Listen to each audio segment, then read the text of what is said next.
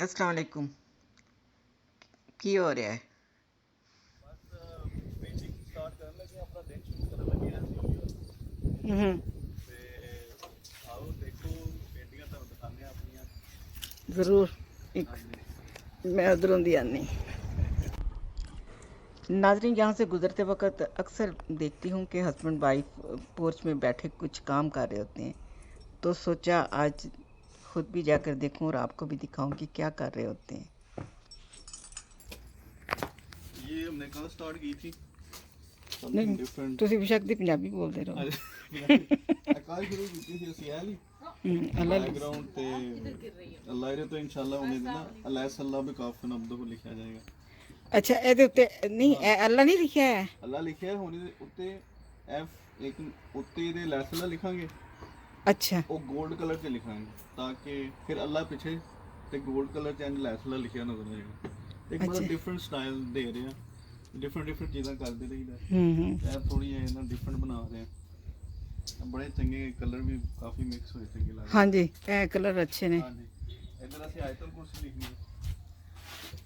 ਇਹ ਇੱਕ ਅਸੀਂ ਗ੍ਰੇ ਇਹ ਬੈਕਗ੍ਰਾਉਂਡ ਜਿਹੜਾ ਬਣ ਗਿਆ, ਹੁਣ ਇਹਦੇ ਤੇ ਅੱਲਾ ਲਿਖਾਂਗਾ ਉੱਥੇ ਸ਼ੁਰੂ 'ਚ ਬਲੈਕ ਕਲਰ 'ਚ ਤੇ 골ਡ 'ਚ ਉਹ ਜਿਹੜੀ ਹੈ ਆਇਤਲ ਕੁਰਸੀ ਦੀਆਂ ਆਇਤਾਂ ਜਿਹੜੀਆਂ ਨੇ ਉਹ 골ਡ ਕਲਰ 'ਚ ਲਿਖੀਆਂ ਜਾਣਗੀਆਂ।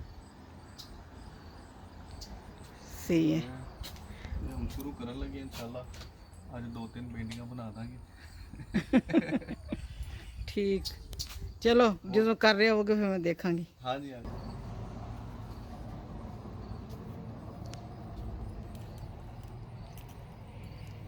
अच्छा, ये सिर्फ तुसी मतलब राइटिंग देख के ही लिख लेंदे हैगे हो, हैं?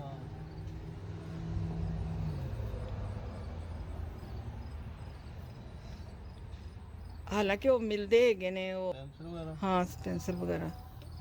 ਨਹੀਂ ਮੈਂ ਉਹ ਲਿਖ ਲੁੱਖ ਲਈ ਨਾ। लेकिन ਤੁਹਾਡੀ वैसे लिखाई अच्छी होएगी फिर, है ना? ਹਾਂ ਹਾਂ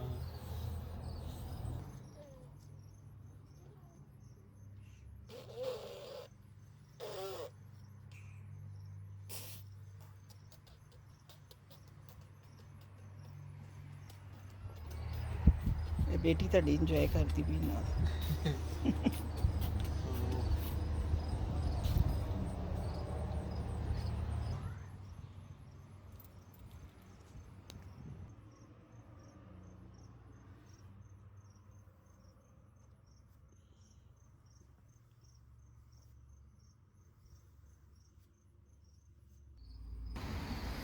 अच्छा, उनकी करोगे? ਇਹਦੀ ਆਊਟਲਾਈਨਿੰਗ ਕਰਕੇ ਨਾ, ਆਊਟਲਾइनिंग करके फिर गोल्ड कलर कर देंगे ਇਹਦੇ ਵਿੱਚ। हाँ जी, कंप्लीट हो गई। हाँ जी ये हमने कंप्लीट कर ली है, तो ये इसकी फाइनल लुक है। बहुत खूबसूरत। ब्लैक के ऊपर गोल्ड काफ़ी उठ रहा है। वो भी ये सबको पसंद आएगी। लेकिन बनाते क्यों हैं घर में? हमने स्टार्ट किया ड्यूरिंग कोरोना, जब सब कुछ बंद हो गया घर बैठ के तो उसी दौरान ये शुरू किया था। मुझे लिखाई का शौक़ था और वाइफ को थोड़ा आर्ट उसने पढ़ी हुई थी तो उसको पेंटिंग शेंटिंग का शौक़ था, तो हमने फिर अपनी हॉबीज़ जो थी उसको पूरी परसू किया और आहिस्ता आहिस्ता फिर लोगों ने पसंद किया। तो अभी ये थोड़ा हमारा पार्ट टाइम एक तरह का बिजनेस सा बन गया है, काफ़ी लोग पसंद कर रहे हैं तो हम बनाई जा रहे हैं। अच्छा, पता क्या, कोरोना के दिनों में लोगों का बड़ा बड़ा टैलेंट घर में हाँ जी बाहर निकला है। हाँ जी मेरी बेटी का भी हाँ मैंने देखा उनका काम देखा भी है ना। काफ़ी मुझे हाँ, पसंद आया। तो उसने कोरोना के दिनों में ही किया है शुरू। बिल्कुल तो ये एक लिहाज से कोरोना नेमत भी है जिनके लिए देखे ना, है तो सही ना, इंसान को पता ही नहीं था, बाजों को तो पता ही नहीं था कि उनके अंदर क्या क्या टैलेंट है। टाइम एक तरह की जो बिजी लाइफ थी, मतलब दूसरे कामों में उलझे हुए थे, अपने लिए टाइम ही नहीं, तो जब कोरोना हुआ तो फिर अपने आप को थोड़ा और एक्सप्लोर करने का मौका मिला सबको कि और हम क्या कुछ कर सकते हैं घर पे बैठ के, और क्या क्या हमारी हॉबीज, क्या क्या शौक हैं जो शौक है, हम घर पे बैठ के कर सकते हैं। तो वो स्टार्ट हुआ है उसी तरह, तो अभी इंशाल्लाह इसको कंटिन्यू रखेंगे।